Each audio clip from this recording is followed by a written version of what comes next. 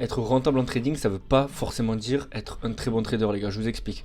Admettons, si tu fais aujourd'hui 15-20% par an en trading, tu te dis, ok, je suis un trader rentable. Jusque-là, oui, tu gagnes de l'argent, donc techniquement, tu es un trader rentable.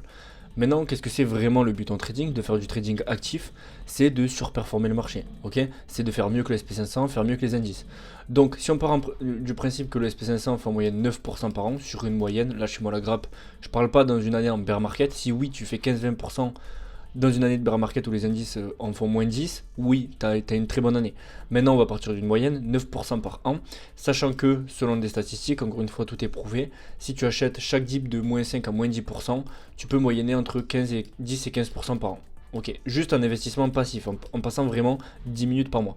Maintenant, du coup, tu vois bien la différence que là, toi, avec ton trading actif, tu fais 15 à 20%, alors que le SP500, en moyenne, si tu achètes chaque dip, il fait 10 à 15%. Là, tu vois bien qu'il y a un problème. C'est-à-dire que oui, tu es rentable. Maintenant, est-ce que par rapport au temps que tu passes, par rapport au stress que tu as, par rapport à tout ça, est-ce que c'est vraiment rentable? Pas du tout. Ok. Donc, il faut faire la différence entre un trader rentable et être un très bon trader, être un bon trader.